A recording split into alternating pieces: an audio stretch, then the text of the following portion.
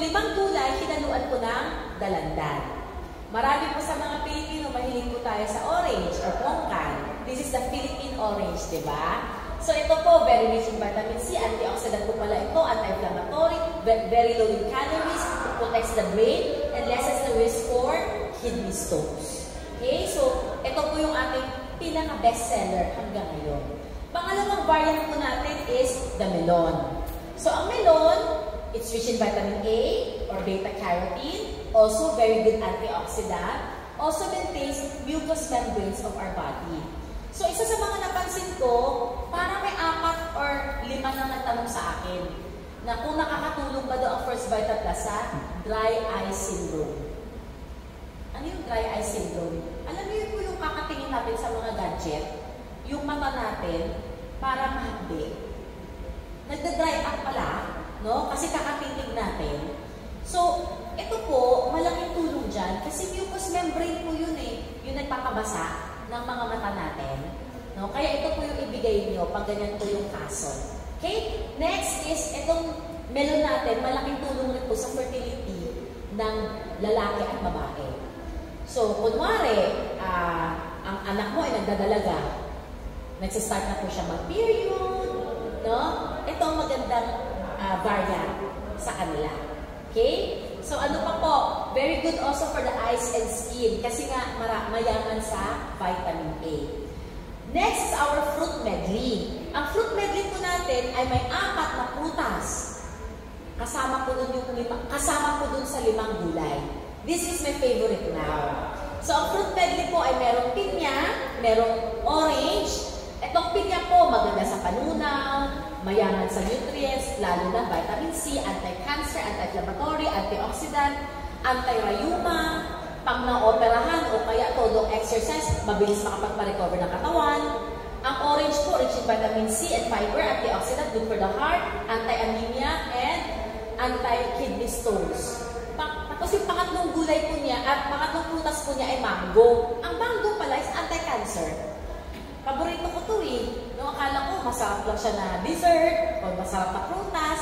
Pero anti-cancer pala to, anti-cholesterol, nakakatulong maglinis ng skin, anti-diabetes, nakaka-alkaline ng katawan, helps us lose weight, and nakaka-maintain ng healthy eyes.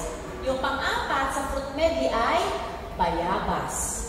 Ang bayabas po, rich in vitamin C and fiber, very good antioxidant, good for the heart, reduces pimples, anti-diarrhea, nakakaganda ng tulog natin, and boost our immune system.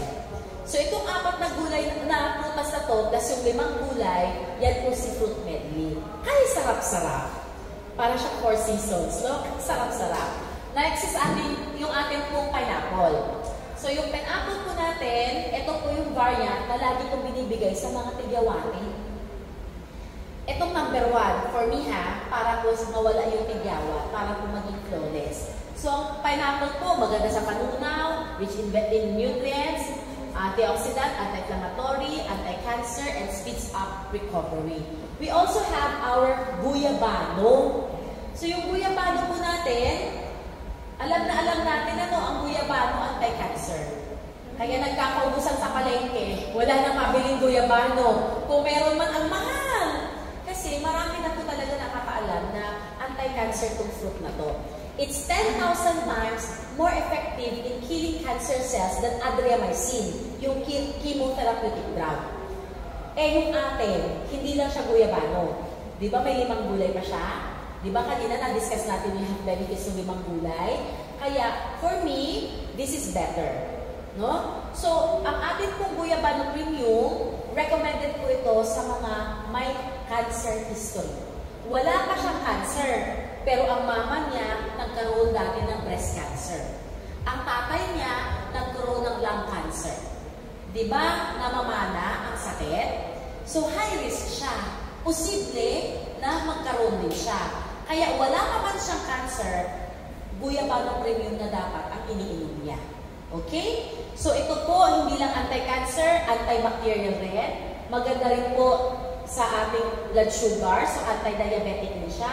Antioxidant, anti-inflammatory. Okay? So napakaganda po pala nitong ating guyabano fruit. No? So guyabano variant natin. Kung sa atin dito, it's always, anong asukal ba ang gamit dyan sa mga First Vitaplus products? Ang sagot po, wala. Okay? Wala po tayong sugar added. Pero ang products natin, manamis-namis. Kasi gumagamit po tayo ng sweetener, ang tawag po ay stevia. Ang stevia po ay isang halaman na pag tinikman niyo po yung dahon niya, manamis-namis sa dila. So, ito ngayon ang ginagamit na panamis, pero hindi po siya asukal. Kasi yung chemical structure niya, wala po siyang OH. Ibig sabihin, it doesn't affect the blood sugar of a person. So, kahit diabetic, uminom ng ating guyabano premium, walang problema kahit magdalawa-tatlo. Kasi hindi naman nakaka-affect pala ang panamis dun sa kanyang blood sugar. Okay? So, ang stevia mismo, meron din siyang health benefits. Maganda sa presyon, maganda sa mga buto natin, pampabawas ng timbang, anti-cancer, anti-diabetes. Siya po ay nakakatulong sa mga skin problems at nakakaganda po ng ating oral health. Para hindi tayo magka-cavities, hindi tayo magkaroon ng gingivitis. Okay? So, ang ganda pala ng ating sweetener, stevia na siya. So, pag-usapan po natin yung ating fruits and veggies with mangosteen. For me, this is one of the best variant that we have. Kasi ito po, lahat ng hinalo sa kanyang prutas, lahat po may effect sa ating brain. Eh syempre, kung tayo ay computer, ito po yung processor. No? Sa mga cellphone natin, sasabihin mo, ang bagal naman ito, parang naglalang na, bumagal na po yung brain niya. No? Nung kanyang cellphone. Sa atin, ayaw natin bumagal ang brain natin. Diba? So, ito po, malaking tulong. So, yung 5 gulay natin, 5 power herbs, dinagdagan mo siya ng mangosteen. Bakit ba itong mangosteen na ito, parang sobrang famous ngayon? Ano? Ang daming mga companies, ito yung product nila. Ito lang. May pills, merong kape. Sa atin, meron din tayo, pero mas maraming hinalong prutas at gulay pa. Ito bakit famous? Because of this one. Yung santones pala is a very unique plant compound na anti-aging na, anti-diabetic pa, antioxidant pa, anti-inflammatory, maganda para sa brain, at nakakatulong magbawas ng timbang. Okay? So, maganda pala yung mangosteen talaga. Hindi lang siya masarap, pero maganda rin siya sa ating health. Dagdagan mo pa na ang fruits and veggies natin, ang dami talagang fruits, no? So, meron tong red and white grapes, kung saan it's a very good antioxidant, anti-aging, rich in vitamin C and K, prevents chronic diseases. Ano ibig sabihin ng chronic? Yung paulit-ulit. Kahapon may rayuma ka. Ngayon, pag-gising mo, may rayuma ka pa rin. Bukas mong gising, may rayuma ka pa rin. Paulit-ulit. No? Even sa UTI, may mga tao po na may chronic UTI. Noong 2 weeks ago, nabalisaw-saw na, nilagnat na. Tapos, ngayon na naman, absent pa naman ulit. Bakit? Nilalagnat pa naman ulit. Masasakit na naman ulit yung mga likod. No? Balisaw-saw na naman ulit. UTI na naman. Chronic, pamalit-balik. So, yun ang maganda dito sa red and white grapes pala. No? Ang laking tulong sa mga chronic diseases natin. Anti-inflammatory rin po ito, anti-cancer, ito po ay anti-high blood, anti-diabetes rin, maganda para sa memory, attention, and mood ng tao. Maganda rin po sa mata at sa mga buto. Okay? Next, we also have bilberry. Ang bilberry po, rich in nutrients like vitamin C and K, antioxidant siya, anti-inflammatory, improves our vision, heart, brain, and helps lower blood sugar. Meron din po itong blackcurrant. Blackcurrant is 4 times the vitamin C of oranges.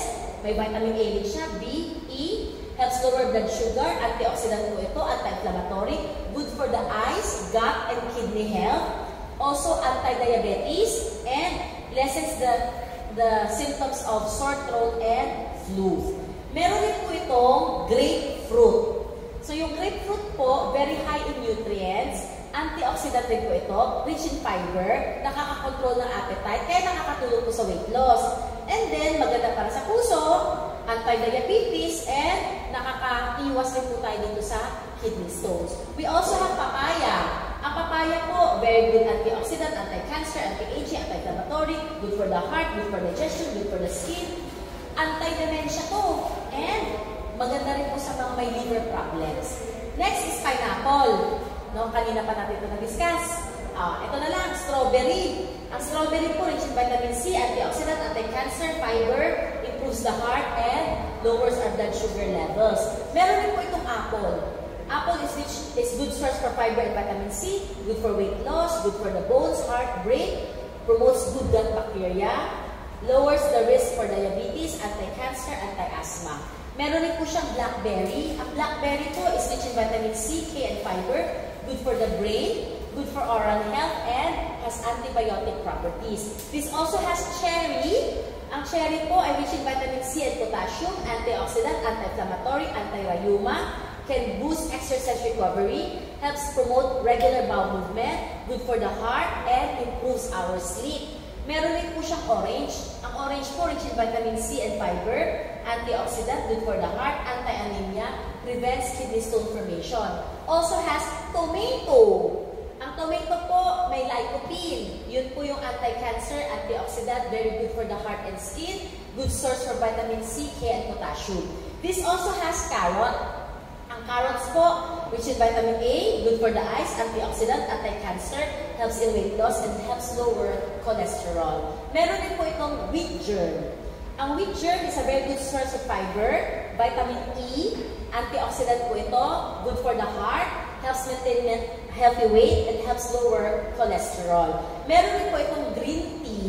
Ang green tea po, anti-cancer, anti-aging, antioxidant, natural fat burner, and good for the heart and brain. This also has green cabbage. Ang green cabbage po, rich in vitamin B, C, and K, antioxidant siya, anti-inflammatory siya, good for the heart, improves digestion, and helps lower blood pressure and cholesterol. Meron din po itong garlic. Ang garlic po is a very good antioxidant, rich in vitamin C and B6, good for the common cold, good for the heart and bones, helps lower BP and cholesterol, helps us live longer, nakakatulong po sa mga Alzheimer's and Parkinson's diseases. Meron din po siyang effect sa ating athletic ability. No? And then, helps detoxify heavy metal in our body. This also has onion. Ang onion po is rich in vitamin B and C. Antioxidant po ito, anti-cancer, anti-inflammatory, antibiotic rin siya. Good for the heart and bones, helps control blood sugar, and aids in digestion. This also has broccoli. Broccoli is rich in vitamin C and K. Antioxidant po ito, anti-inflammatory, anti-cancer, good for the heart, brains and joints, skin and bones. Good also for oral health. Anti-aging po ito, anti-diabetes, and helps support healthy pregnancy. Meron rin po itong olives. Ang olives po, rich in vitamin E or oleic acid. Maganda po yan sa heart, sa bones, anti-cancer po yan, and antioxidant. Also has cucumber. Cucumber is also antioxidant, helps in weight loss, helps lower blood sugar, helps regulate bowel movement. And it has also asparagus. Ang asparagus po, rich in vitamin K, antioxidant po ito, helps improve digestion and helps support healthy pregnancy. Also helps lower BP and helps us lose weight. And last but not the least, meron din po siyang ground flaxseed. O, itong ground flaxseed, very rich in omega-3 fatty acid pala ito. No, rich in fiber, good for the heart, anti-cancer, helps lower blood pressure, helps control blood sugar, good for the heart, no, lalo na po pag may heart disease na, anti-stroke rin po ito, and helps control our weight. Okay, so itong 23 plus yung mangosteen plus yung 5 gulay, ilan yun?